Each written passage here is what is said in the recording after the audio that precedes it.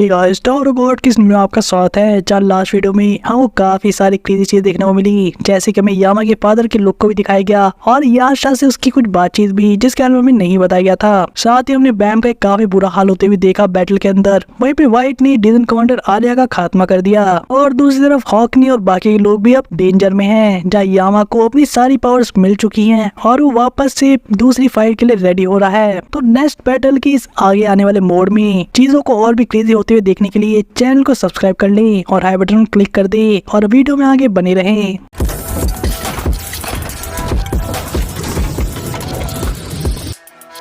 Starting में हम देखते कैट टावर के अंदर कून को एक चूहे को चेज करते हुए, जहाँ पे लाइट हाउस चूहे का लगातार पीछा कर रहा था और कून का मानना था जो कि चीज को ऑब्जर्व कर रहा था लगातार कि चूहे की स्पीड को बढ़ा दिया गया है गेम की डिफिकल्टी को देखते हुए, और इसीलिए उसके पास भी अपने कुछ प्लान से रेडी पहले से, जहाँ पे उसने एक कॉर्नर पे पहले से दूसरे लाइट हाउस को भी प्लेस कर रखा था। और जहाँ एक तरफ कून का भी खुश हो रहा था कि चूहा उसकी ट्रैप में फंस चुका है। हम एक दूसरे डिवीजन कमांडर को देखते हैं, यानी कि एक और फेलाइन को, जो कि दिखने में चूहे जैसा लग रहा था और एक बड़ी सी चीज के टुकड़े पर तैर रहा था। और यहाँ पे फेलाइन का कहना था कि मोस्ट ऑफ द हंटर्स कभी सपने में भी सोच नहीं सकती कि कोई उनका भी शिकार करने के लिए पहले से रेडी है। और काफी क्रीपी एक्सप्रेशंस के थ्रू हमें पता लग जाता है कि एक्चुअल में इस बंदे ने कून के लिए ट्रैप बिछाया था कि कैसे जब कून को विश्वास हो जाएगा इस जगह से एस्केप कर सकता है, ठीक उसी पॉइंट पे ये बंदा उसे फंसा लेगा। और उसके अगले पल हम इस फेलाइन को भी ट्रांसफॉर्म होते हुए देखते हैं, जो कि सीधे उस लाइट हाउस के ऊपर अटैक करता है। वहीं दूसरी तरफ कून अपने लाइट हाउस का यूज करके उस चूहे को पकड़ चुका था और काफी ज्यादा एक्साइटेड भी था। और यहाँ कून का दूसरा प्लान ये था कि उस चूहे को किसी ऐसे पर्सन के पास पहुंचाए जो कि बैम की हेल्प कर सके फील्ड पर। लेकिन इससे पहले वो सेंस कर पाता कि कुछ गड़बड़ है, हम देखते उस फेलाइन को इसके ऊपर एक अलग तरीका लेजर अटैक करते हुए, जो कि इस लाइट हाउस को ब्लास्ट कर देता है। और यहाँ पर हमें काफी खतरनाक हंसी भी देखते इस फेलाइन की, यानी कि डिवीजन कमांडर की, जिसने कून को एलिमिनेट कर दिया जस्ट अभी। और वही दूसरी तरफ फील्ड के ऊपर बैम काफी बुरी हालत में था, जहाँ पे वो अपने खून से सना हुआ था और सोच रहा था आर्करैप्टर और प्रिंस यानी कि अपने दोस्तों के बारे में। और यहाँ में वो फ्लैशबैक दिखाए जाते हैं जो कि आपने सीजन 2 एनिमे के टाइम पर देखे थे, यानी कि जब बैम ने वियोल का रूप ले रखा था और उसके पास एक दूसरी टीम थी। और एक रात आर्करैप्टर बैम से पूछता है कि उसे भी नींद नहीं आ रही क्या। जहाँ इन दोनों के बीच में कुछ डिस्कशन हुआ था, जहाँ आर्करैप्टर अपनी बेटी के बारे में सोच रहा था जिसको ढूंढने के लिए वो टावर में आया, वही दो इस तरफ वियोल यानी कि बैम अपने पास्ट के फ्रेंड्स के बारे में सोच रहा था। और ये वो मोमेंट था जहाँ पहली बार बैम को पता लगा कि आर्करैप्टर की कोई डॉटर भी है और कैसे आर्करैप्टर के कान में जो इयरिंग है उसका दूसरा हिस्सा उसकी बेटी के पास है। और शायद आर्करैप्टर अपनी पूरी जिंदगी में भी इस टावर में अपनी बेटी को दोबारा नहीं ढूंढ पाएगा। और इतना ही नहीं, यहाँ पे मेन डिस्कशन इस बात को लेकर था कि कैसे इन दोनों को नींद नहीं आती, जहाँ पर आर्करैप्टर को ये चीज अच्छी भी लगती थी एक तरीके से, क्योंकि उसे नींद नहीं आएगी तो लगातार अपनी डॉटर के बारे में सोचेगा और वो कभी भी उसके बारे में बोलेगा नहीं मरते दम तक। वहीं बैम के पास भी ऐसे कुछ लोग थे जिनको भूलना तो बिल्कुल नहीं चाहता था। लेकिन इसी बीच आर्करैप्टर यहाँ पे बैम से कहता है कि कैसे जो बाकी के टीम मेंबर्स हैं वो भी अब उसके लिए उसकी डॉटर की तरह ही हैं, और स्टार में चढ़ते हुए अगर इनमें से कोई एक भी मारा गया तो जीवन भर इसको अपनी गलती ही मान पाएगा। लेकिन अल्टीमेटली आर्करैप्टर ने बैम से कहा था कि कैसे वो कितना भी सोचे और चीजें कितनी भी डिफिकल्ट क्यों ना हो जाए, वो कभी भी ये चीज रिग्रेट नहीं करेगा कि वो इन लोगों से मिला टावर में चढ़ते हुए, और ये इसके लिए बेस्ट चीज थी इस लाइफ के अंदर। और यही एडवाइस उसने बैम को ही दी थी कि अगर उसकी वजह से बैम या बाकी लोग कभी डिफिकल्ट सिचुएशन में आते हैं तो उन्हें भी रिग्रेट नहीं करना चाहिए। और इससे पहले डिस्कशन आगे बढ़ता, हम इस फ्लैश मूवमेंट में देखते ही कैसे प्रिंस और मीसैंग भी बाहर आ जाते हैं, जो कि इनसे पूछे थे कि आखिर क्या डिस्कस कर रहे हैं इस टाइम पर। यह मोमेंट काफी अच्छा था बैम के लिए, यानी कि एक स्वीट मेमोरी जैसा था। लेकिन इस प्रेजेंट मोमेंट में बैम यहाँ पे रियल में रिग्रेट करा था कि वो अपने मास्टर से मिला और अपने इन सारे फ्रेंड से भी, फिर चाहे उसके टीममेट से क्यों ना हो, इन सबसे मिलना उसके लिए सबसे बड़ा रिग्रेट बन चुका है। और इसके पीछे सिर्फ एक ही रीजन है, इसके जैसे किसी व्यक्ति से मिलने के बाद उन सभी लोगों के जीवन के लग गए, यानी कि उनकी चीज में हर चीज सिर्फ गलत ही हुई है। और ये चीज बैम को समझ में आती है, जहाँ पे इस प्रेजेंट मोमेंट में वो अपने खून से सना हुआ जमीन में पड़ा हुआ है, जब वो शायद कुछ नहीं कर सकता, लेकिन वो सभी चीज को रिसेट करके नॉर्मल करना चाहता है सबकी लाइफ में, जो ओब्वियसली उसकी काफी इमेंस लेवल की मोटिवेशन देती है वापस से उठने के लिए। जहाँ हम अगले पल देखते भी हैं कि बैम के अंदर से कुछ अलग सी पावर आ रही थी, जिसके बाद उसे ऊपर उठते हुए भी देखते हैं। जिस चीज को वाइट भी नोटिस कर लेता है कि बैम की बॉडी को एक काफी अजीब तरह से शिनचू ने घेर लिया था। जहाँ एक तरफ वाइट कंफ्यूज था, वहीं पे बैम अपने मन में सोच रहा था कि चाहे कितना भी लेट क्यों ना हो गया हो, वो फिर भी सभी चीजों को ठीक करने की पूरी कोशिश करेगा। जहाँ इसके साथ ही हम एनवायरनमेंट में एक अलग तरीके का चेंज देखते हैं, जहाँ जितने भी ब्लड की ड्रॉपलेट जमीन पर पड़े थे या जितने भी आसपास ब्लड की छींटे थी, वो सभी वापस से अलग डायरेक्शन में मूव करने लग जाती हैं। ऐसा लगता है जैसे किसी ने टाइम को रिवर्स कर दिया हो। और उससे भी क्रेजी मूवमेंट तो इसके बाद आता है, जहाँ हम देखते हैं वो सारा ब्लड आजा की बॉडी तरफ मूव कर रहा था। और थोड़ी देर पहले जिसके हेड को हमने कटते हुए देखा था वाइट के थ्रू, वो अपने आप आके ठीक हो जाता है। और हम यहाँ पर नोटिस कर पाते हैं कि आर्या की जो डिस्टॉर्टेड वॉच थी, यानी कि जिसके थ्रू वो टाइम मैनिपुलेशन करती थी, वो भी गायब सी हो जाती है। जब आर्या को समझ में नहीं आ रहा था कि आखिर वो जिंदा कैसे है, वही वाइट जिसको समझ में नहीं आ रहा था कि आखिर यहाँ पे हो क्या रहा है। वहीं दूसरी तरफ बैम की तरफ मैसिव एक्सप्लोजन देखते हैं जो उसकी बॉडी की तरफ से हो रहा था, और उसके पीछे एक अलग ही तरीके की हम पावर देखते हैं जिसको वाइट पहचान जाता है, और हम इसे कहते हैं ब्लैक शिनशू, जो कि काफी रेयर है। ध्यान के अभी तक तो किसी और ने नहीं देखा ऐसा यूज करते हुए सेम चीज। वही अगले पैनल में हमें क्रेजी लेवल पावर अप के साथ बैम को दिखाया जाता है, जिसके सर पे दो छोटे छोटे थॉर्न यानी कि सींग आ चुके थे, जो उसकी नई पावर को सिग्निफाई करते हैं। और यहाँ पर बैम काफी कोल्डली वाइट को कहता है, मैं सारी चीजों को वापस से ठीक करने वाला हूँ, इसीलिए तुम्हें भी वहीं चले जाना चाहिए जहाँ तुम बिलोंग करते हो, यानी कि हेल। वही वाइट को तो अपनी आंखों को विश्वास नहीं होता कि आखिर वाला कोई किसी मरे हुए इंसान को जीवित कैसे कर सकता है यहाँ पर। वही इसी बीच बैम अपना पहला अटैक कर देता है वाइट पे अपने इस राउंड 2.2 में। वहीं पे वाइट जो कि इस अटैक को काउंटर करने के लिए अपनी शॉट को तो यूज कर ही रहा था, लेकिन वो सोच भी रहा था क्या इसकी बैम के शिनशू प्रॉपर्टीज चेंज हो चुकी है उसके कलर के साथ ही। वो इसके जस्ट बाद ही बैटल के अंदर हम सफायर सिंगल शॉट टेक्निक को देखते हैं। वही दूसरी तरफ बैम इस अटैक को अपनी सिंगल हैंड वेव से ही रोक देता है, जैसे कि इसकी डायरेक्शन को चेंज कर देता है। और साथ ही एनवायरनमेंट में शिनशू का जो चार्ज अप था वो अलग ही लेवल का हो रहा था, और वाइट को तो समझ में नहीं आ रहा था कि आखिर बैम एकदम से इतना पावरफुल कैसे हो गया। वही अब सीन शिफ्ट होता है और हम देखते हैं कैट टावर के अंदर, यहाँ पे कून फाइनली एक डिवीजन कमांडर का सामना कर रहा था, यानी कि स्लैड जैसे दिखने वाले फेलाइन का, जो कि कून के ऊपर अटैक कर दिया था थोड़ी देर पहले। और यहाँ से वापस लौट रहा था ये कह के कि मोरोन तो सस्ते मौत मारा गया, लेकिन इससे पहले बंदा रिट्रीट करता, उसे कुछ अजीब सी आवाज सुनाई देती है। और अब उसे समझ में आता है कि ये आवाज कहीं ना कहीं लाइट हाउस के ऑपरेशन की थी। और अब उस फेलाइन को यानी कि डिवीजन कमांडर को ये चीज का एहसास होता है कि कैसे जो रियल लाइट हाउस था जिसके अंदर उसका एनिमी प्रेजेंट था, वो तो किसी और लोकेशन पर ही है। और हमें कून को भी दिखा दिया जाता है जो कि लाइट हाउस से निकल के सीधे दूसरी डायरेक्शन में भागना शुरू कर देता है, जहाँ वो इस टाइम पर सोचा था कि कैसे उसने अच्छा चीज किया कि उसने एक बेट डाला था एक लाइट हाउस डालकर, ताकि उसके एनिमी कंफ्यूज हो जाए। और इस तरह के ट्रैप उसने सिर्फ एक ही जगह नहीं बल्कि अलग अलग जगह पर दिए थे, लेकिन ऑब्वियसली उसे अपनी लोकेशन को जल्द से जल्द चेंज करना होगा, क्योंकि डिवीजन कमांडर इस चीज को फिगर आउट करके काफी जल्दी इस जगह पर आ सकता है जहाँ कून का वेट उसका एक खतरनाक एनिमी कर रहा था। वहीं दूसरी तरफ वाइट वर्सेस बैम की बैटल आगे बढ़ती है, जो कि अलग लेवल पे पहुंच चुकी थी फाइनली, क्योंकि बैम एक काइंड ऑफ अवेकनिंग के थ्रू जा रहा था, जहाँ उसकी पावर काफी बढ़ चुकी थी।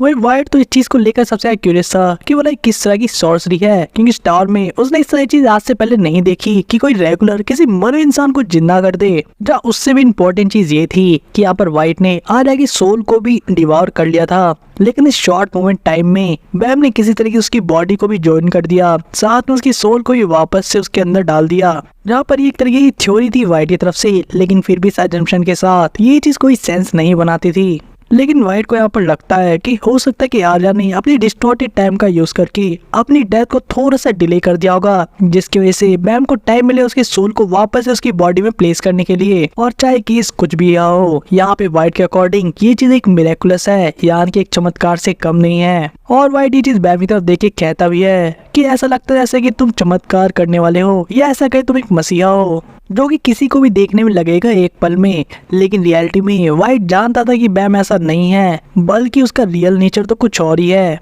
जब बैम को इन सारी बातों से कोई मतलब नहीं था और वो वाइट से अपना बदला लेने के लिए उसकी तरफ काफी तेजी से बढ़ रहा है। और इसी बीच वाइट को चीज देखकर काफी गुस्सा आता है कि कैसे एक रेगुलर जिससे इतनी नफरत करता है उसकी तरफ अटैक करने की सोच भी रहा है। और इसलिए हम एरी स्वॉर्ड्समैनशिप को वापस से देखते हैं एक्शन में, यानी कि वाइट यहाँ पर लगातार अटैक कर रहा था बैम के ऊपर, लेकिन बैम इस टाइम इतना ओवर पावर था कि अपने एक हाथ के मूवमेंट से ही उन सारे अटैक को डिस्पेल कर रहा था। यानी कि ऐसा लगता है जैसे हैरी पॉटर में कोई स्पेल मारता है तो उसे दूसरी डायरेक्शन में चेंज कर दिया जाता है, ठीक वैसे ही जो व्हाइट अभी भी बैम की न्यू पावर्स को ऑब्जर्व करके स्ट्रेटजी बनाने की कोशिश कर रहा था। यानी कैसे शिनशू डेंसिटी चेंज हो चुकी है और बैम की शिनशू का लेवल भी इंक्रीज हो चुका है। वहीं पे व्हाइट अभी एक्शन चेंज करके अपने टेम्पो को इंक्रीज करता ही बैम यहाँ से काफी क्लोज आ जाता है और व्हाइट के अटैक करने से पहले क्लोज इन में अपना वेव यूज करता है, यानी कि मार्शल आर्ट टेक्निक। जब व्हाइट को रियलाइज होता है कि इसकी जो स्वॉर्ड है वो अपने आप ही खत्म होते जा रही है, यानी कि इसकी जो व्हाइटनेस है उसकी पावर है वो डल होती जा रही है। और उसके पीछे जो सिंगल रीजन था वो था ये ब्लैक शिनशू जो इतना स्पेशल था, जो कि उसकी व्हाइट सुप्रीमेसी को भी खत्म कर रहा था। वही व्हाइट जो कि लगातार अपने अटैक के स्टैंस को चेंज करके दूसरे मूव ट्राई कर रहा था बैम को कट करने के लिए, लेकिन बैम हर एक मूव को अपने बेयर हैंड से रोक लेता है। जहाँ पे व्हाइट को समझ में आता है कि बैम के यहाँ पे सिर्फ शिनशू पावर इंक्रीज नहीं हुई है बल्कि उसकी जो फिजिकल स्ट्रेंथ और एंडोरेंस है वो भी अलग ही लेवल पे जा चुकी है। वहीं दूसरी तरफ बैम जो कि रॉ बीटिंग कर रहा था, यानी कि दे मुक्के दे ला, जिसकी स्पीड और साथ ही में उसका स्ट्रेंथ इतना कमाल का था कि व्हाइट के पास इसका कोई जवाब नहीं था। और अगर व्हाइट अपनी दूरी बैम से बनाता है इस एक्शन के बीच में तो यहाँ पर वह अपने ब्लैक शिनशू को यूज करता है फॉर मिड रेंज अटैक, जो कि वापस से व्हाइट के लिए काफी खतरनाक हो रहा था। एक पॉइंट ऑफ टाइम पे तो इस बैटल में ऐसा सिचुएशन आता है जहाँ पे व्हाइट को समझ में आता है कि बैम बिना कुछ सोचे समझे इतने सारे अटैक एक साथ कर रहा है कि व्हाइट को थोड़ी सी भी जगह ही ना मिले वापस से अटैक बैक करने के लिए। वही व्हाइट इन सभी को काउंटर करने के लिए लगातार अपने शॉट से इनको कट करने की कोशिश कर रहा था, लेकिन उसे समझ में आता है कि शिनशू डेंसिटी इतनी ज्यादा होने की वजह से वो सिर्फ उनका डायरेक्शन चेंज कर सकता है अपने शॉट की प्रेशर से।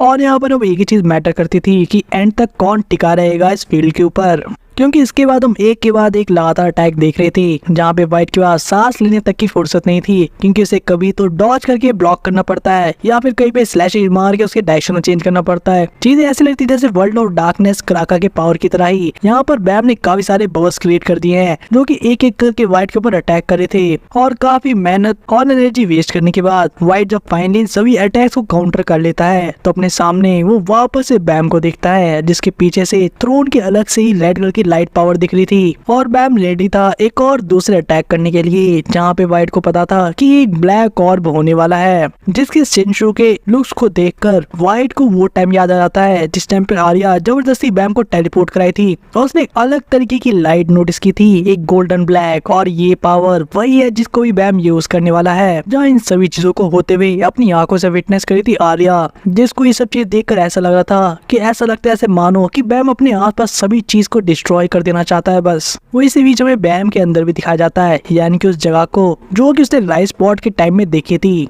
और हम नोटिस करते हैं सोल से बने हुए एक पिरामिड को जिसके सामने ब्लू थाइसा बैठा हुआ था, यानी कि वो ब्लू मॉन्स्टर जिसे बैम पहले मिल चुका है। और इस मॉन्स्टर का कहना था कि वो सारी सोल्स या आत्माएं जो कि छुपी बैठी थी अंधेरे में और सामने नहीं आना चाहती थी, वो सभी एक एक करके एक जगह जमा हो रही हैं। जिसको देखकर ब्लू मॉन्स्टर के दिमाग में थॉट आ रहा था क्या ये सभी सोल्स अपना बदला लेना चाहती है व्हाइट से, या ऐसा नहीं है और रीजन कुछ और ही है। क्योंकि अलग पर्सपेक्टिव से देखने पर ऐसा लगता है कि जैसे सारी पावर्स किसी दो से बड़ी पावर के अंदर समा जा रही हैं, यानी कि उनके द्वारा डिवार कर ली जा रही है और अपने आप को रोक भी नहीं सकती। वहीं फील्ड पर यानी कि बाहर के वर्ल्ड में हम देखते हैं कि व्हाइट नोटिस करता है कि बैम अपनी पावर से पूरे के पूरे स्काई को, यानी कि जो नकली सा शिनशू से बना हुआ स्काई है उस टावर के फ्लोर के ऊपर वो पूरी जगह एक तरीके से ब्लैक क्लाउड से भरी जा रही है, यानी कि शिनशू से बनी एक क्लाउड पूरी स्काई को ब्लैक कर देते हैं। और अभी और भी चीजें व्हाइट यहाँ पे ऑब्जर्व कर ही पाता, उसमें से एक ड्रॉपलेट नीचे गिरती है जो कि किसी स्पेयर का काम करती है, जिसे काफी जल्दी व्हाइट आराम से डॉस तो कर लेता है। लेकिन उसे समझ में नहीं आता क्या ये एनर्जी इतनी ज्यादा ओवरफ्लो कर रही है सॉर्ब से कि उसने इस प्लेस की जो ओरिजिनल शिनशू है उसकी प्रॉपर्टीज को ही चेंज कर दिया। और हम देख पाते हैं कि यहाँ पे एक तरीके से शिनशू की बारिश हो रही थी, ठीक वैसे ही जैसे कि फ्लोरो डेथ पे एक टाइम पर एंड्रयू ने किया था, जिसने एक एडमिनिस्ट्रेटर को कुत्ते की मौत मारा था। और बैम भी यहाँ पर कुछ सिमिलर कर रहा है अगर आप एनालॉजी देखें तो, यहाँ पर बैम के फेस से ऐसा लगता है जैसे इस बारिश में वो रो रहा है, लेकिन रियलिटी में ये सभी उस दुख के आंसू है जिन लोगों के साथ व्हाइट ने काफी गलत किया है। वो इसी बीच बैम एक और क्रिएट करके जो काफी डेंस लगता देखने में उसके शेप को चेंज कर देता है, जो कि वापस से व्हाइट के ऊपर अलग अलग डायरेक्शन से अटैक करती है, जहाँ पे व्हाइट उसे काफी मुश्किल से ब्लॉक कर पाता है। और इस पॉइंट पर व्हाइट जब बैम को देखता है तो उसे समझ नहीं आता कि आखिर बैम और कितना ज्यादा शिनशू यूज करने वाला है। और इतना ही नहीं, व्हाइट यहाँ पर फाइनली ये चीज भी मान लेता है कि कैसे इस पॉइंट पर बैम उससे भी ज्यादा स्ट्रॉन्ग है। वही इसी बीच वापस से हम कून के ऊपर फोकस करते हैं, जो कि कैट टावर में लगातार भाग रहा था दूसरे डायरेक्शन में।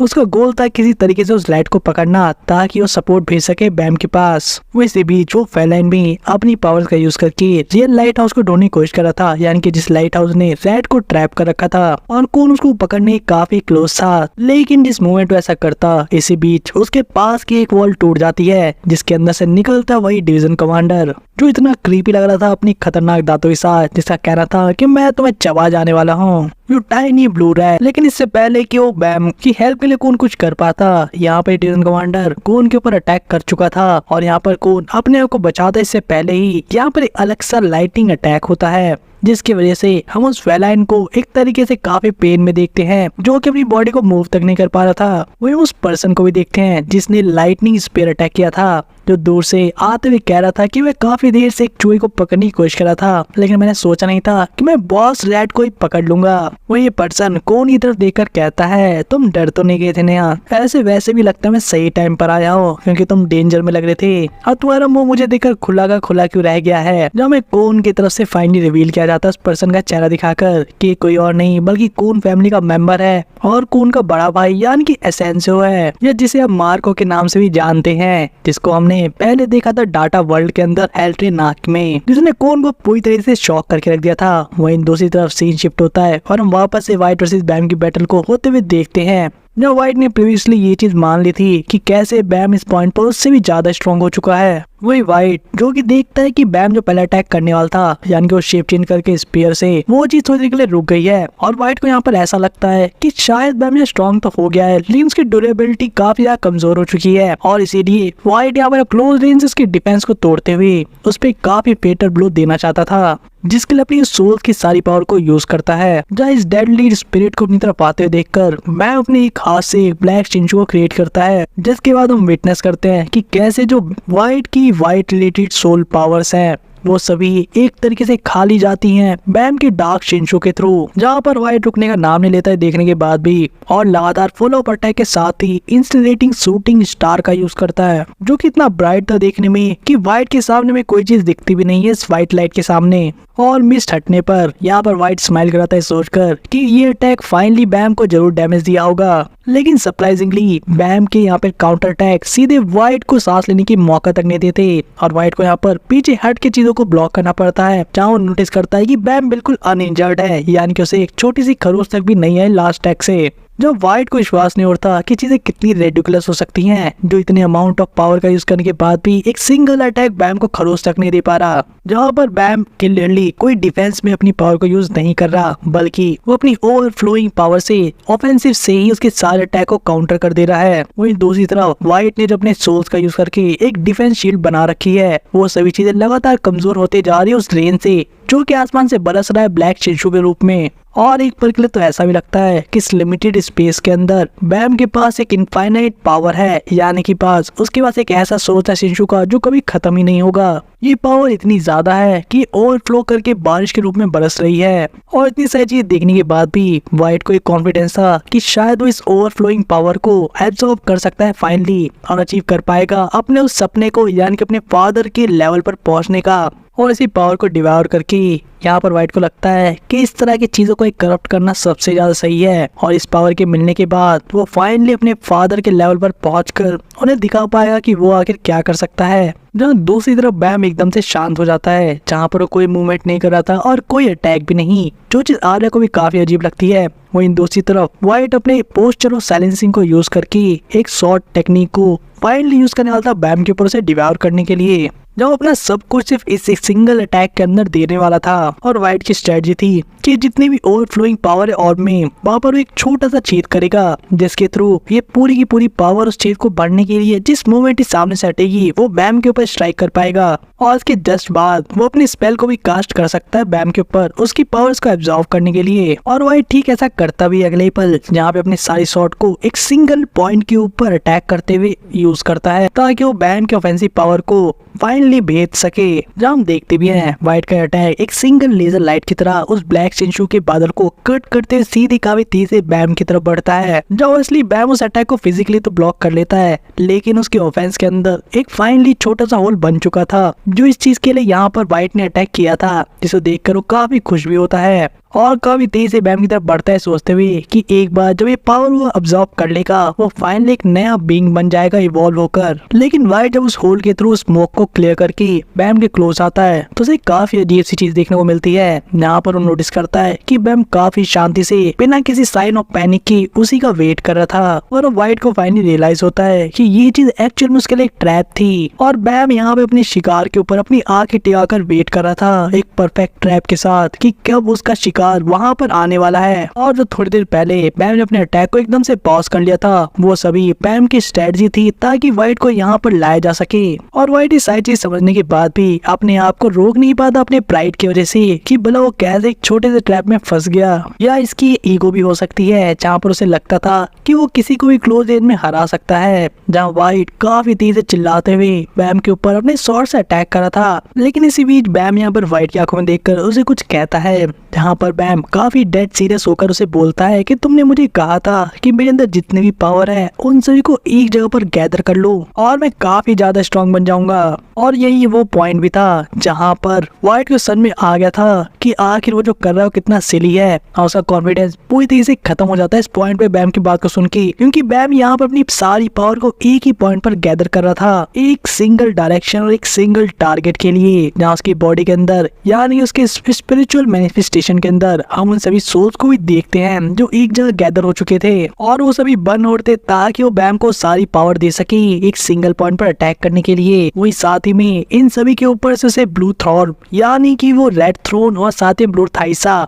इन सभी की पावर्स को भी इसी पॉइंट पर अप्लाई करते हुए देखते हैं, जो काफी ब्यूटीफुल लग रहा था। इतनी सारी पावर एक जगह पर गैदर होने की वजह से उस पूरी जगह का एनवायरनमेंट और भी ज्यादा डेंस और हॉरर से भर चुका था, जहाँ पे हम देखते हैं कितनी ज्यादा मिस्ट हर जगह फैल चुकी थी और अलग तरह की लाइट्स जो आलिया को तो बाहर से दिख भी नहीं रहा था कि एक्चुअल में हो क्या रहा है। वहीं पे पैम काफी ज्यादा एकदम से कमजोर सा फील करता है, जहाँ व्हाइट ये देखकर उसे कहता है कि तुमने वाइडली अटैक करने की सोची थी लेकिन लगता है अच्छी से चीजें काम नहीं की। लेकिन बैम यहाँ पर व्हाइट को कहता है कि शुरुआत से ही सारी पावर मेरे इन दोनों हाथों में थी और तुम्हारे हेल वापस जाने का भी समय आ चुका है, क्योंकि व्हाइट जिसने की यहाँ पर अपनी स्वॉर्ड बैम के हाथों में दे रखी थी, बैम यहाँ पर उसके थ्रू उसकी सारी पावर को ड्रेन कर रहा था। और अब फाइनली व्हाइट को समझ में आता है कि बैम की स्ट्रेटजी ये थी कि व्हाइट अपनी स्वॉर्ड बैम की बॉडी में घुसा दे, जिसके बाद बैम उस पूरी पावर को ही सक कर सके, यानी कि उस पूरी पावर को वो अपने अंदर खींच सके। एंड ओबियसली स्वॉर्ड यहाँ पर सिर्फ एक वेपन नहीं है व्हाइट के लिए, बल्कि वो एक मीडियम उसकी पावर को एक तरह से एक्सर्ट करने का, और ये स्वॉर्ड और उसकी पावर और व्हाइट ये सभी लोग एक सिंगल एंटिटी हैं, और बैम यहाँ पर उस स्वॉर्ड के थ्रू व्हाइट को ही एक तरीके से एब्जॉर्ब कर रहा है।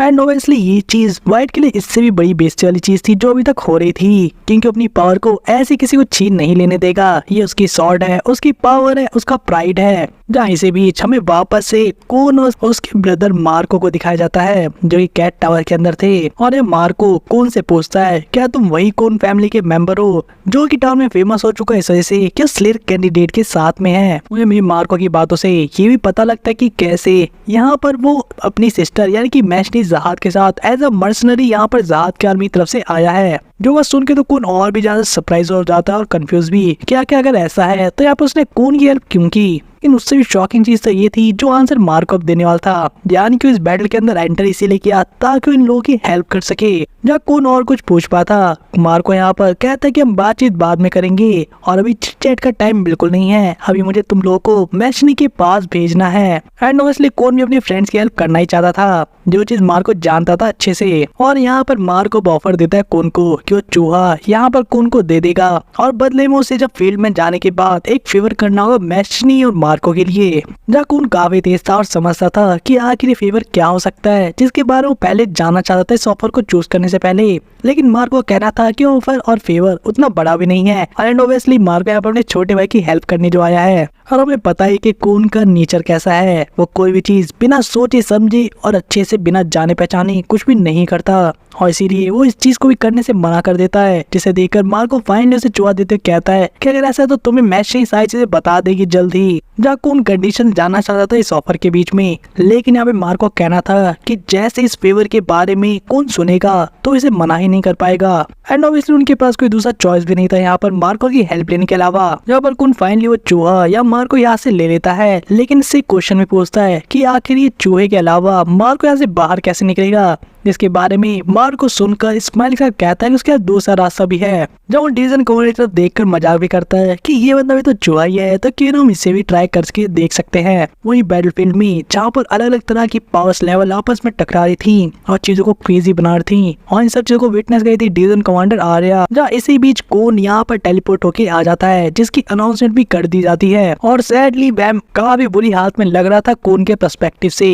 जो चीज ने आने के बाद विटनेस की थी, यानी कि वाइट की शॉट यहाँ बैम के बॉडी के आर पार जो थी। और यहाँ कोन बैम की ऑब्वियसली हेल्प करना चाहता था, जहाँ आर्या से बताती है कि देखते ऐसा लग रहा है जैसे दोनों एक दूसरे की पावर को लेना चाहते हैं या एब्जॉर्ब कर देना चाहते हैं। और यहाँ कोन अपनी साइड से भी गैम्बल खेलता है, यानी कि वो अपनी स्वीट फिश या फायर फिश जो कि उसको वो न्यून से पावर मिली थी उसको यूज करता है, क्योंकि इस पावर का यूज करके वो किसी की भी स्टेबल एबिलिटीज को थोड़ी टाइम के लिए इंक्रीज कर सकता है। जहाँ इसका साइड डाउन भी था, यानी कि एक तरीके से कोन के इसके ऊपर बुरा असर भी पड़ता है, लेकिन अभी सोचने का टाइम बिल्कुल नहीं था, तो उसका फ्रेंड अभी इस समय खतरे में था। और कोन यहाँ स्वीट फिश को समन करके सीधे बैम की हेल्प करने के लिए भेज देता है। जब वाइट बीन फ्लेम्स को देखकर समझ जाता है कि कोन की फ्लेम्स है, जहाँ पर बैम को अपनी पावर तो मिलती है इस फ्लेम की वजह से, लेकिन दूसरी तरफ यहाँ कोन की बॉडी काफी गर्म होती जा रही थी, जो कि एक साइड इफेक्ट था जो वाइट के लिए तो चीजें और डिफिकल्ट बना रही थी। जहाँ वाइट का मानना था कि चाहे कुछ भी हो, ये स्वॉर्ड वो अपने पैदा उनके साथ से यूज कर रहा है, कोई भी स्वॉर्ड को उससे बढ़िया हैंडल नहीं कर सकता स्पेल के साथ। और बैम चाहे कोई भी ट्रिक क्यों ना यूज कर ले, वो इस स्वॉर्ड का यूज करके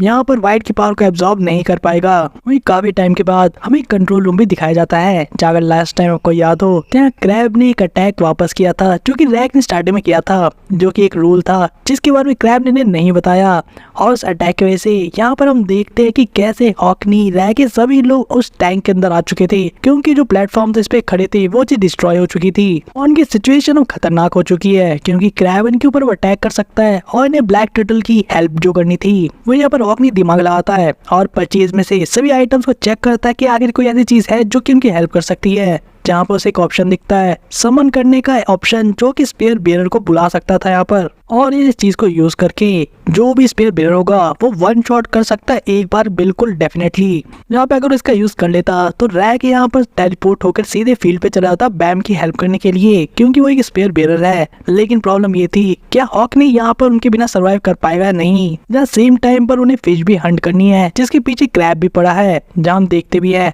हॉक ने यहाँ पर एक ब्लू फिश को पकड़ लेता है, जिसे क्रैब खाने ही वाला था। जहाँ क्रैब का माना था कि ओब्वियसली इन्हें डायरेक्ट अटैक नहीं कर सकता टैंक में, लेकिन वो फिशेस को अटैक कर सकता है, और अगर फिश नहीं रहेगी तो यहाँ पे सारे लोग मारे जाएंगे। फील्ड पर बैम और कोन दोनों खतरे में थे। जहाँ हॉक ने कोई ऑप्शन ना देखकर रैक से फाइनली पूछता है कि अगर मैं तुम्हें फील्ड पर भेजता हूँ क्या तुम यहाँ पर वाइट को डैमेज कर पाओगे या नहीं, जिस पे रैक ऑब्वियसली कहता है मैं कर सकता हूँ। जब हॉकनी को बिल्कुल विश्वास नहीं होता रैक की बातों पर, तो रैक यहाँ पे कहता है कि मैं एक हिडन वेपन लेकर आया हूँ जो काफी ज्यादा हैवी तो है, लेकिन फिर उसे यूज किया जा सकता है कम से कम एक बार। वहीं पर हॉकनी अब काइजर से पूछता है कि आखिर क्या वो ऐसा कर सकती है कि जब तक टाइम खत्म नहीं हो जाता वो क्रैब से बचे रहे, जब तक कि सभी लोग फिनिश लाइन को क्रॉस ना कर लें। जहाँ काइजर भी चीज से एग्री करती है और कहती है ऐसा कर सकती है पॉसिबली, एंड ऑब्वियसली उसे हॉकनी का प्लान तो नहीं पता, लेकिन उसमें हेल्प जरूर करेगी। और अगले पल हॉकनी यहाँ पर उस चीज को परचेज कर लेता है, कहते हुए कि उन्हें भी अपनी जिंदगी को दांव पर लगाना होगा इस गेम को जीतने के लिए। और यहाँ पर उस आइटम को परचेज होते हुए देखते हैं, यानी कि समन अ स्पेयर बेरर। इसको यूज करने के साथ ही रैक यहाँ पर टेलीपोर्ट हो जाता है सीधे।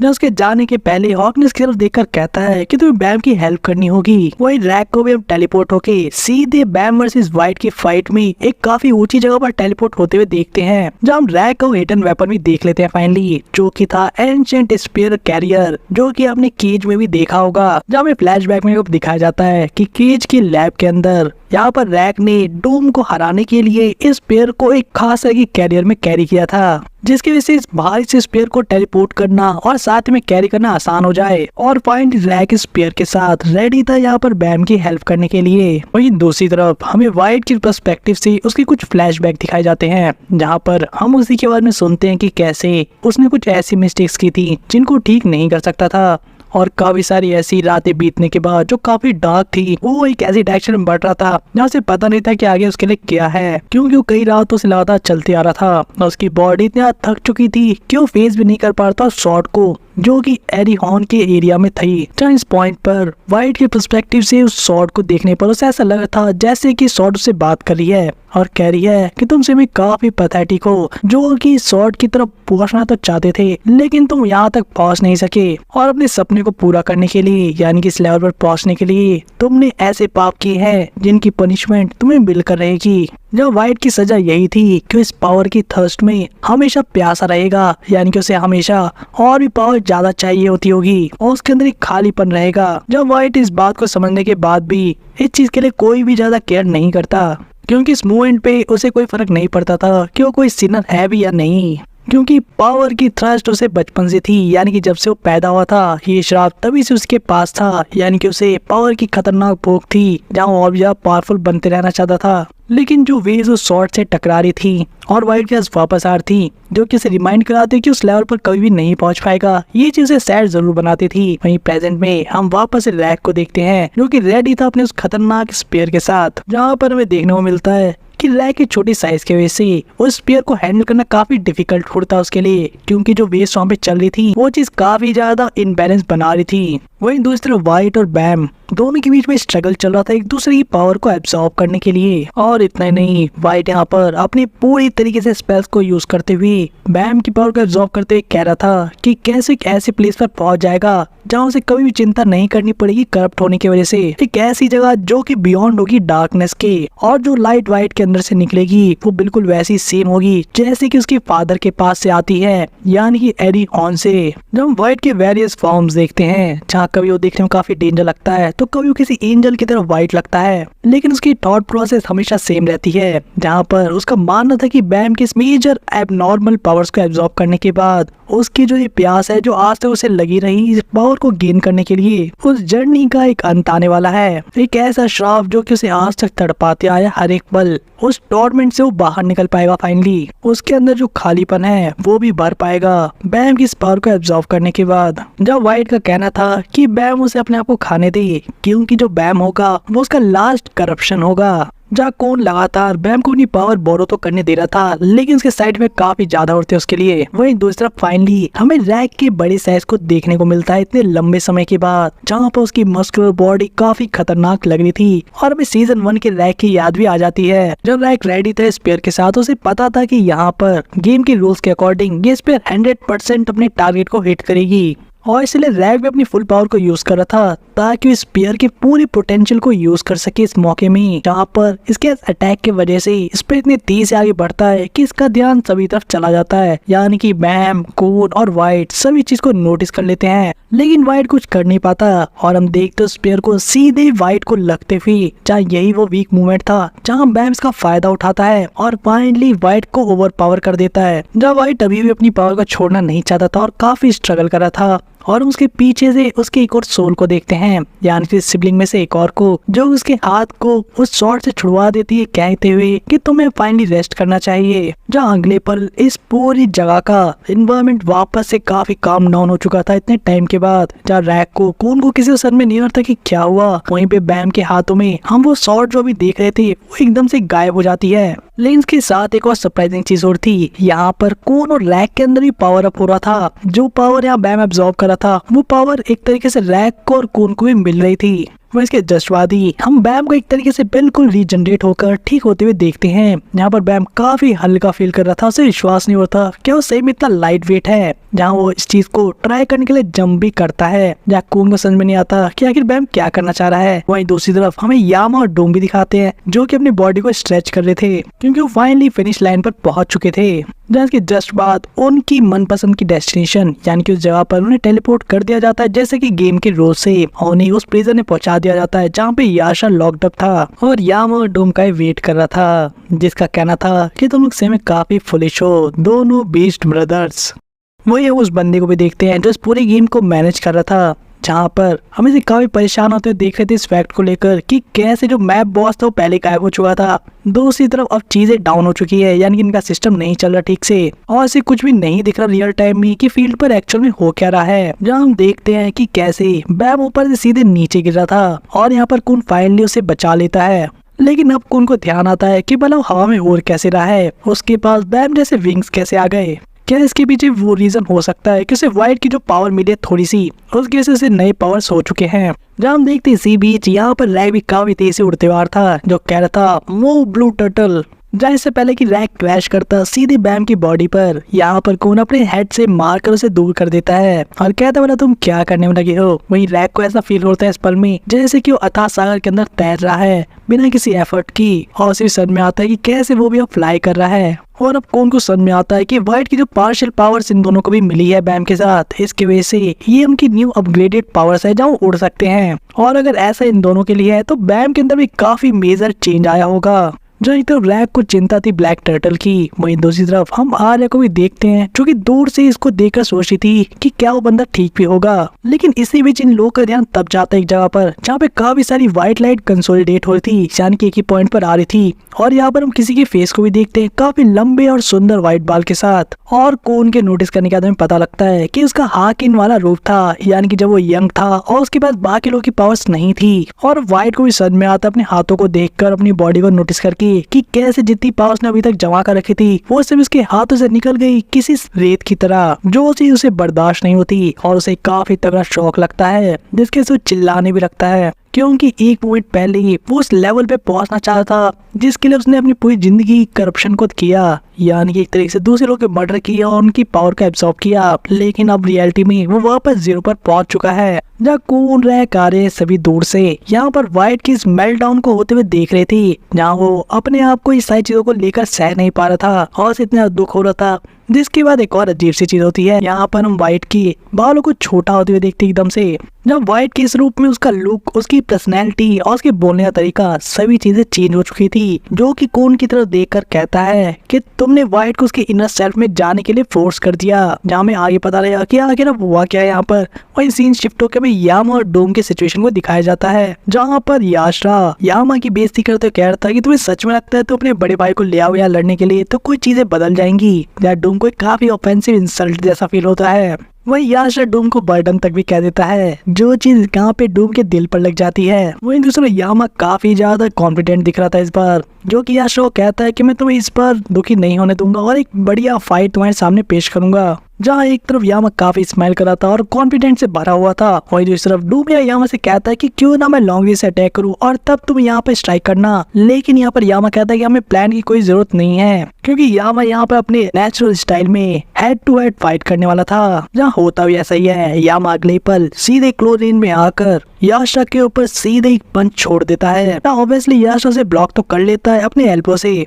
लेकिन याशरा इस बार भी उस पर इजी नहीं जाने वाला था, क्योंकि हम उसे पार्शियल ट्रांसफॉर्मेशन करने के साथ ही यामा के ऊपर अटैक करते हुए देखते हैं। जिस मोड पे डूब यामा को वापस समझाने की कोशिश करता है कि उन्हें एक प्लान के थ्रू इसके ऊपर अटैक करना चाहिए, लेकिन यामा नहीं मानता। वहीं पे इनके बीच हम आपस में एक दूसरे को इंसल्ट करते हुए देखते हैं बैटल के बीच में। लेकिन यामा का ये कहना था कि जो उसने पहले बार याशरा को देखा था तो उसकी पूरी बॉडी टेंस हो जाती थी, उसे डर लगता था, लेकिन अब वो डर जा चुका है। वही यामा जब वापस उठकर याशरा पे अटैक करता है तो इस बार उसके अटैक्स को ब्लॉक करके उसे काफी अच्छा पंच भी दे पाता है, जहाँ याशरा समझ में नहीं आता कि आखिर ये पॉसिबल कैसे है। लेकिन यामा इस बात कहता है कि उसकी जो पंचेज उसकी बॉडी है वो सभी किसी पंख की तरह हल्के हो चुके हैं और उसके अटैक अब सभी नेचुरल तरीके से बिल्कुल शिनशु की तरह ही फ्लो कर रहे हैं। वह इसके जस्ट बाद हमें वापस से फ्लैशबैक दिखाया जाता है व्हाइट का, जो कि एक फॉरेस्ट में था अपने सर पर हाथ रखे हुए, क्योंकि उसे पता था कि उसकी जो प्यास है ताकत को लेकर वो बिल्कुल बुझ नहीं पा रही, चाहे कितने लोग की सोल को डिवोर क्यों ना कर जाए। और इसी पॉइंट पे हम किसी को सामने से आते हुए देखते हैं, जो कि हाकिन से पूछता है क्या वो ठीक है या नहीं, और ये पर्सन कोई और नहीं बल्कि विंसेंटे था। जहाँ हाकिन उससे पूछता है कि आखिर विंसेंटे यहाँ पे क्या कर रहा है, जिसपे विंसेंटे का कहना था कि वो यहाँ पर मेडिटेट करने आया था ताकि वो शांति से रीड कर सके और यहाँ के वेव्स में काफी अच्छे से चीजों को एब्जॉर्ब कर सके। जहाँ हाकिन इस जवाब को सुनकर वहाँ से जाने लगता है कहकर कि तुम्हारी हॉबी सही में काफी नॉबल है, लेकिन विंसेंटे यहाँ पर उसे रोक लेता है कहकर कि उन्हें एक स्मॉल टॉक करनी चाहिए। जहाँ थोड़ी देर बाद हम इन लोगों को इनके महल के काफी लंबी सी वॉल के ऊपर बैठे हुए देखते हैं, जिनके सामने इनके फादर की चमकदार स्वॉर्ड भी थी आसमान के ऊपर, जिसको विंसेंट और हाकिन दोनों एडमायर कर रहे थे कि कितनी ब्यूटीफुल है। जहाँ पर हाकिन ने कहना था इनके फादर की स्वॉर्ड सही में काफी कमाल की है, क्योंकि इतनी खास है कि इसके ऊपर कभी किसी खून के धब्बे तक नहीं आते, चाहे कितनी हजार लोग को कट क्यों ना कर ले। और एरी फैमिली के अंदर सभी एरी मेंबर्स का एक ही गोल है कि वो स्वॉर्ड के लेवल तक पहुंच सके। जब विंसेंट हाकिन के मुझे सारी बातें सुनकर उससे पूछता है क्या हाकिन का भी यही गोल है, जिसकी वजह से हमेशा हाकिन का मूड खराब रहता है। जो हाकिन इस बात सुन गुस्सा हो जाता है और कहता है क्या तुम मुझसे फाइट करना चाहते हो, जिसमें विंसेंट से समझाते कहता है कि तुम अपने एज ग्रुप में सबसे ज्यादा स्ट्रांग हो, लेकिन तुम्हारी फ्रस्ट्रेशन तुम्हारे चेहरे पर साफ दिखती है। वही हाकिन और विंसेंट से पूछता है कि तुम चाहे कितने भी टैलेंटेड क्यों ना हो, लेकिन तुम्हारे अंदर कोई एम्बिशन नहीं दिखता। लेकिन विंसेंट इस चीज को साफ नकार देता है, ये कहते हुए कि कैसे उसके अंदर भी काफी एम्बिशंस भरे पड़े हैं, लेकिन वो इसे दूसरे लोगों को दिखाता नहीं है। जहाँ इन दोनों की बातचीत ऐसे ही आगे बढ़ती है और यहाँ पर बातचीत के बीच में विंसेंट ये चीज कबूल करता है कि कैसे उसके अंदर भी एक थ्रस्ट है, यानी कि वैसी प्यास जो कि पावर को लेकर हाकिन के अंदर थी। जो हाकिन इस बात से रिलेट करता है कि कैसे वो जितनी चाह पावर को गेन करता है उसे और ज्यादा पावर की चाहत होती है। जब विंसेंट कहता है कि चीज नेचुरल है, लेकिन इसके साथ एक और अजीब सी चीज हो रही है उनके साथ, जो कि जितने ज्यादा पावरफुल बनते हैं उतना ही ज्यादा इनका फियर भी बढ़ता जाता है। जब हाकिन इस फियर को एक्सप्लेन करता है और कहता है कि इसने एक दूसरा रास्ता चुना उनके फादर से, लेकिन जितना ज्यादा वो आगे बढ़ता है उसे लगता है उतना ज्यादा ग्रेडी होते जा रहा है, जो लालच उसके फादर के अंदर नहीं थी जब उन्होंने इस पावर को गेन किया।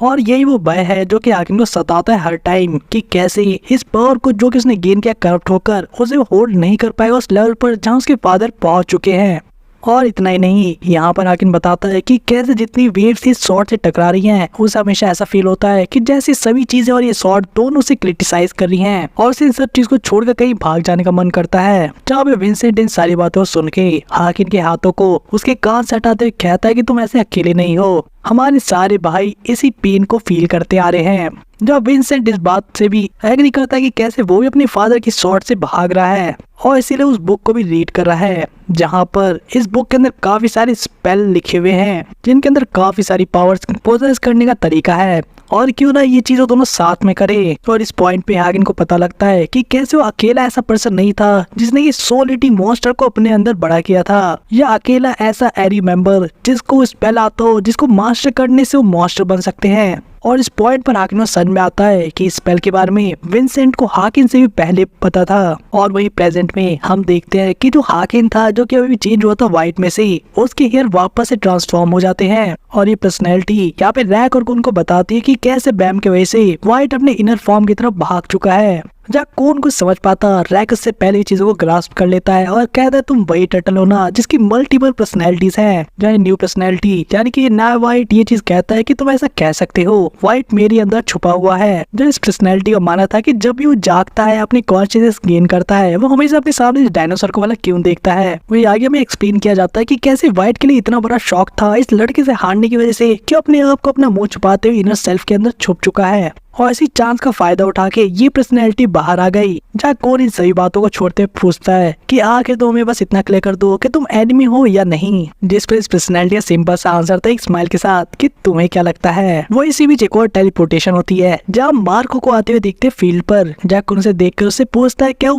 बिग माउस सही में काम कर गया, यानी कि डिवीजन कमांडर। जहाँ मार्को अपनी साइड आइज देते हुए कहता है कि नहीं वो तो काम नहीं किया और मुझे पता भी था, लेकिन मैं किसी दूसरे से बाहर आ गया। जहाँ में कैट टाउन में एग्जैक्टली क्या हुआ था वो भी चीजें दिखाई जाती हैं। जब मार्को इस बिग रैट को यानी कि डिवीजन कमांडर को मारने वाला था, उससे पहले ये बिग रैट कहता है कि उसे कुछ बताना है मार्को को। जब मार्को को ये बात नहीं सुना चाहता था और सीधे हट करते हुए कह रहा था कि मैं इस चूहे को पकड़ के सीधे टेलीपोर्ट होने वाला हूँ। जहाँ पर ये माउस डिवीजन कमांडर काफी गुस्सा हो जाता है और कहता है मोरो तुम्हें सही में लगता है कि तुम मुझे पकड़ के वहां से बाहर जा सकते हो। इस बात सुनिए मार्को और भी ज्यादा गुस्सा हो जाता है, जिसको देखते हुए माउस यहाँ पे अपनी बातें चेंज करते कहता है तुम जीनियस हो गाइस, जीनियस हो। और फाइनली यहाँ पर ये माउस कैट एक तरीके से मार्को के सामने एक डील रखता है कि कैसे वो भी याशा से काफी नफरत करता है और वो अपने बड़े कानों का यूज करके चूहे को ढूंढ सकता है जल्दी। और इतना ही नहीं, साथ में काफी सारी इन्फॉर्मेशन देने के लिए भी रेडी था मार्को को, क्योंकि वो याशा के अंदर इसलिए काम करता था क्योंकि उसे डरता था और उसके स्पेसिस को याशा ने कॉन्केस्ट में हराया था।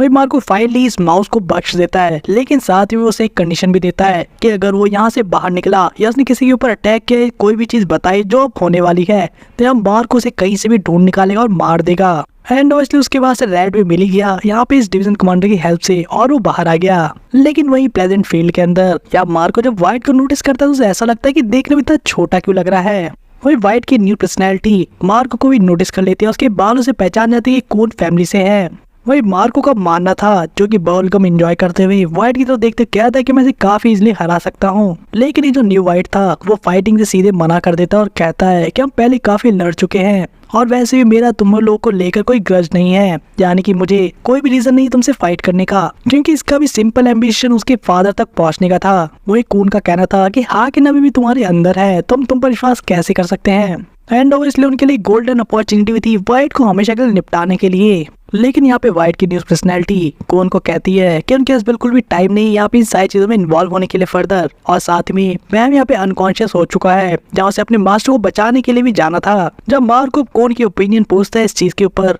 जहाँ पर कौन को पता था कि अनोइंग है लेकिन वो सही भी है। इस गेम के अंदर टाइम लेफ्ट है और जो टाइम इनके पास लिमिट है उसके अंदर ही उनको फिनिश लाइन को कंप्लीट करना होगा, और कौन यहाँ पे टेम्पररी अलायंस के लिए एग्री कर जाता है। जहाँ थोड़े टाइम बाद उन सभी को फिनिश लाइन पर जाते हुए देखते हैं, जहाँ कौन सोच रहा था कि भला ये सारे लोग मुझे ही फॉलो क्यों कर रहे हैं। वही जहाँ कौन बाकी लोग से पूछता है, यानी कि मार्को से और साथ ही में आर्या से, कि आखिर वो इनको फॉलो क्यों करते आ रहे हैं। तो मार्को कहना था कि अभी उसे कौन को ही फॉलो करना होगा, ये उसका मिशन है। साथ ही में आर्या कहना था कि वो ट्रेटर बन चुकी है तो उसके साथ जाने के लिए कोई जगह नहीं है। वही कौन के पूछने के बाद भी मार्को अभी उस फेवर को नहीं बताता। लेकिन फाइनली हमें नेस्ट के थर्ड वॉल के अंदर इनको टेलीपोर्ट होते हुए ले जाया जाता है, जहाँ सरप्राइजिंगली रून पहले से इनका वेट कर रही थी और कहती है तुमने बाकी टीम से काफी पहले यहाँ पर फिनिश लाइन को कंप्लीट कर लिया। जहाँ उसके पीछे हम स्नेक मैन को भी देखते हैं। वही रोन अब कौन से पूछती है कि मैं इस सबसे इम्पोर्टेंट पर्सन को नहीं देख पा रही हूँ, जहाँ कौन उसे बताता है कि कैसे जो बैम अभी अनकॉन्शियस है उसकी लाइट हाउस के अंदर है।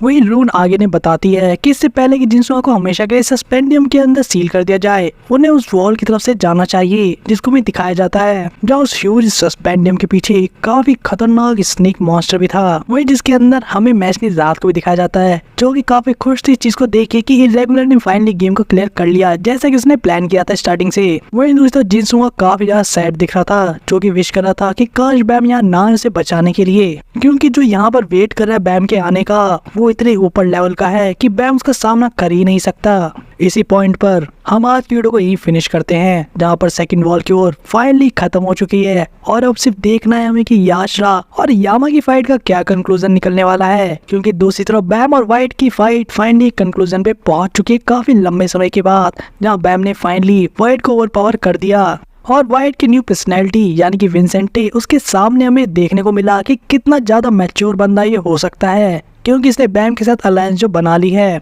वही दूसरी तरफ थर्ड वॉल में पहले से र्यून दिख चुकी है, जिसने कि यहाँ पे बैम को और कून को बाकी लोगों को डायरेक्शन बता दिया कि आके जिनसुआ कहाँ पर है। लेकिन सब चीजों के बीच में यहाँ कुछ बहुत ही बड़े लेवल का 5D चेस खेला जा रहा है, जिसे मैशनी जहाज और शायद उससे ऊपर के लोग भी इन्वॉल्व हैं। और आखिर वो हाई अबव वाला पर्सन कौन है, जिसके बारे में जिनसुआ ने मेंशन किया कि आखिर बैम को क्यों नहीं आना चाहिए, क्योंकि जो बंदा यहाँ उसका वेट कर रहा है वो बहुत ऊपर लेवल का है। तो इन सभी चीजों के आंसर आपको मिलने वाले आने वाले वीडियोस में, जो कि ऑब्वियसली 1 घंटे काफी आसपास के होंगे, और आपको काफी जल्दी नेक्स्ट आर्क की एंडिंग भी देखने को मिलेगी इसी चैनल पर। अगर आपको इस सारी चीजें देखनी और विटनेस करनी है कि आखिर नेक्स्ट आर्क के एंड में क्या होने वाला है और बैम अब यहाँ पे किस डायरेक्शन में जाने वाला है, यानी कि जिनसुआ को बचाएगा या नहीं, या फिर वो ट्रैप में फंस जाएगा जिसके लिए सारी 5D चेस खेली जा रही है इंक्लूडिंग मैशनी जहाज। इन सभी चीजों के आंसर आपको मिलेंगे नेक्स्ट वीडियो में ही, जिसको देखने के लिए चैनल को आपको सब्सक्राइब करना पड़ेगा, बेल आइकन को ऑन करना पड़ेगा और साथ ही में हाई बटन क्लिक करके आप वीडियो की रीच को बढ़ा सकते हैं। तो मिलते हैं आपसे नेक्स्ट वीडियो में।